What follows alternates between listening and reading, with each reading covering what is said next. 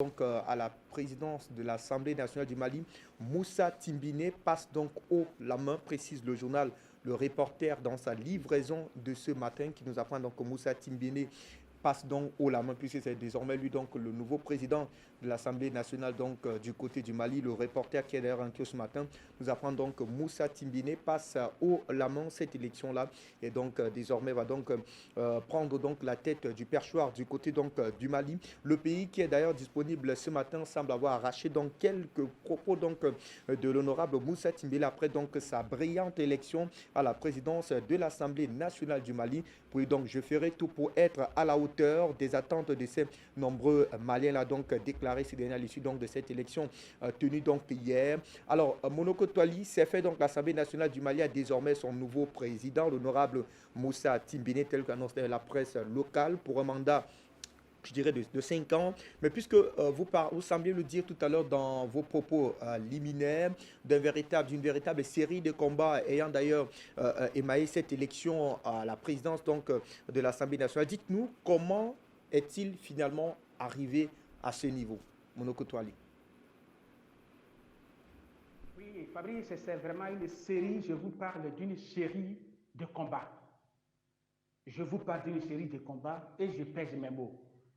L'honorable Moussa Tembine, député de la commune 5 du district de Bamako, est désormais président de l'Assemblée nationale du Mali. L'équation, c'est de savoir comment il en est arrivé là. Et vous faites donc bien de poser cette question, Fabrice. Prenez note, et c'est très important pour que les Africains comprennent que seule la lutte, peu importe les mécanismes, la manière, mais seule la lutte fait aboutir à un résultat. Fabrice, l'honorable Moussa Tembine, lors des primaires pour le choix des candidats, je dis bien des candidats au poste de député dans sa commune, il a engagé le tout premier combat contre le président de son parti, RPM. Le président du parti s'appelle Boka Tereta, docteur Boka Tereta. Il savait, lui, Honorat Tomblé savait que si Tereta est candidat et il est élu député dans la même commune que lui, il n'aurait pas les marges de manœuvre pour négocier la place qu'il occupe depuis hier. Il a donc combattu. Il a gagné et le président du parti n'a pas été candidat dans la commune 5.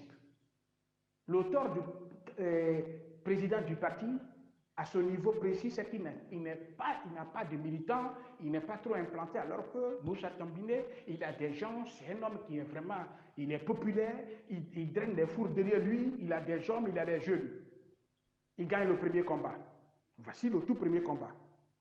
Il élimine le président du parti dans la même commune et le président du parti n'a pas été candidat à l'élection présidentielle, au compte de la commune. Deuxième combat, Fabrice, il faut noter que le maire de sa même commune, de la commune là où il est, le maire de la commune 5, lui, il engage un combat contre le maire parce qu'ils n'ont pas la même vision et que lui, il sait que pour les prochaines élections qui auront lieu, il aura besoin du capital humain, il aura besoin de l'électorat. Il combat directement le maire. Il remporte le combat. Le maire est accusé sur le terrain de sa mauvaise gestion, de sa gabégie, de tout ce qu'il fait. Et tous les jeunes du quartier vont aller envahir la mairie et faire en sorte que tous les conseillers vont quitter le maire et le maire va être dépouillé de tous ses pouvoirs. Deuxième grande victoire de l'honorable Moussa Tembine. Troisième victoire. Au cours de ces élections, il est battu au deuxième tour.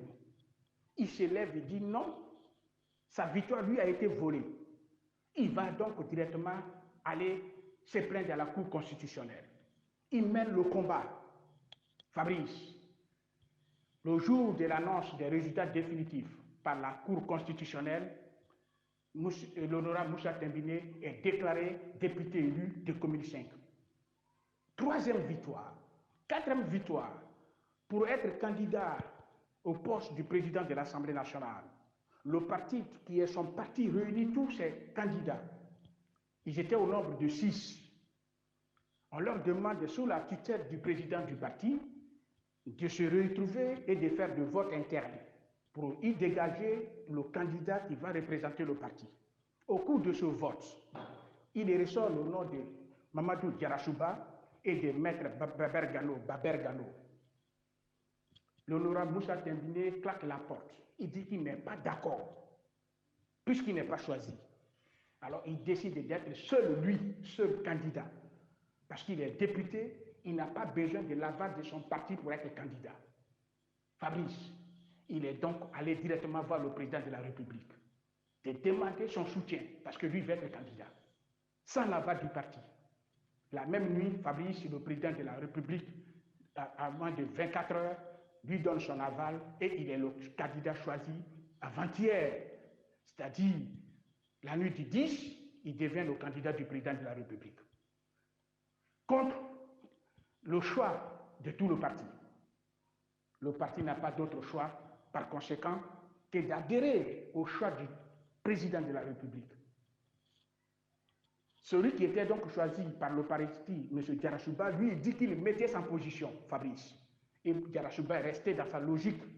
Hier, 11 mai, dans la salle du Centre international de conférences où avait lieu le vote, en pleine séance, le candidat choisi par le parti Mamadou Diarachouba retire sa candidature à pleine audience au profit de l'honorable Moussa Tembine, le candidat de la commune 5.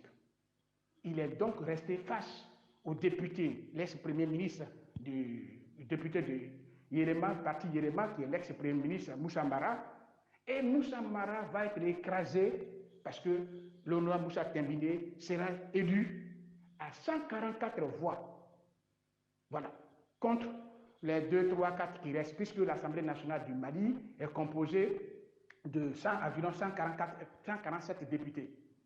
Et voilà comment il a couronné la victoire.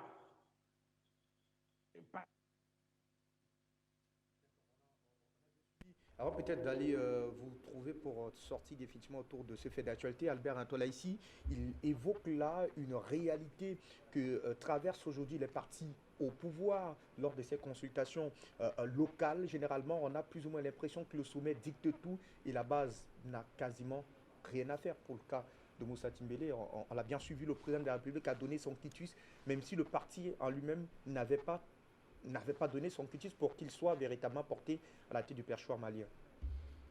Ça pose le logique démocratique. Dans le contexte, même dans le contexte occidental, il y a la ligne du parti là-bas, ce qu'on appelle chez nous ici la discipline du parti, c'est-à-dire que le parti investit ou choisit un individu qui n'est pas souvent approuvé ou connu par la base militante. Et puis c'est cette personne-là que la base militante est obligée, n'est-ce pas,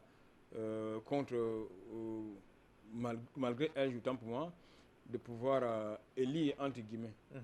Donc je pense que il faut laisser souvent la base militante du parti s'exprimer. Tout à fait. Parce que vous ne pouvez pas dire dans un contexte de diversité d'opinion, de démocratie, imposer la pensée unique au sein d'un parti qui se veut démocratique.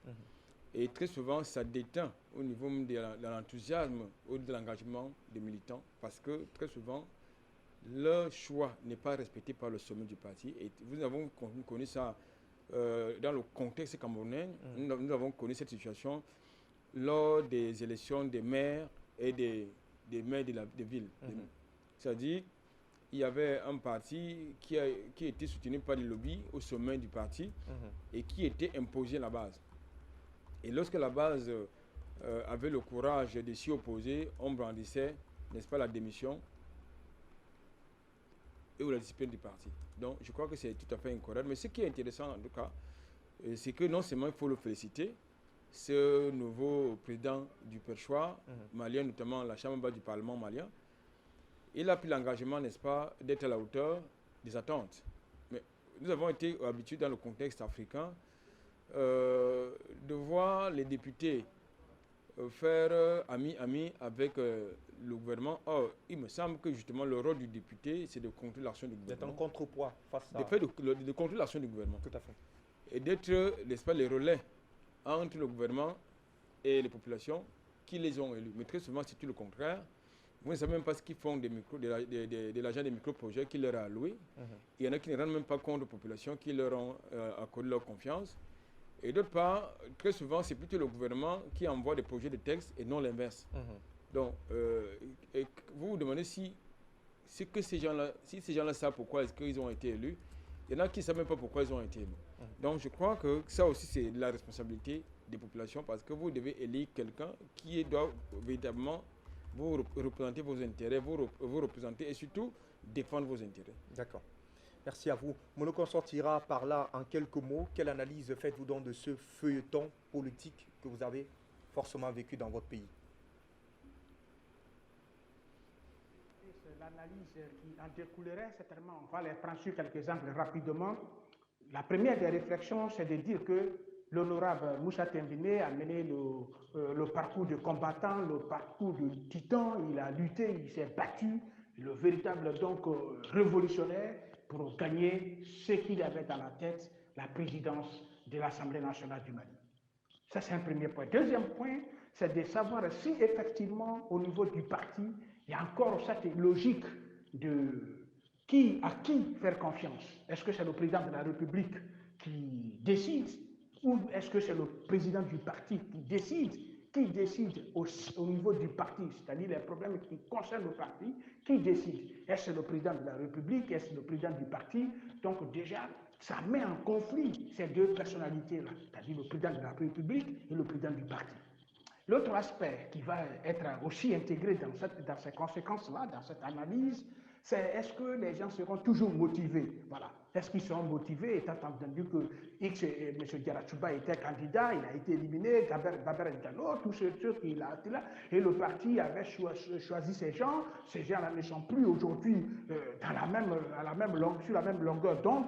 Et puis voilà, donc ils ont été désavoués, il faut peut-être le dire clairement, ils ont tous été désavoués par le président de la République. Est-ce qu'ils ne seront pas frustrés? Est-ce qu'ils ne vont pas craquer la porte? Est-ce qu'ils ne vont pas aller encore quelque part d'autre et sortir? Est-ce qu'ils vont toujours rester ensemble?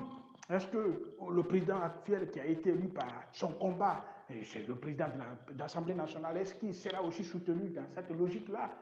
C'est aussi des problématiques qui suscitent justement son parcours. Mais il faut aussi noter, malgré tout, que le président Moussa Tembine est un grand rassembleur, il était responsable des grands mouvements, mouvement Encabé, mouvement de la jeunesse du parti, mouvement des partis qui sont pour le président de la République, c'est-à-dire les partis de la majorité. Il s'est mobilisé, il s'est encadré, il sait gérer les gens. Donc on peut espérer que dans l'intérêt du parti,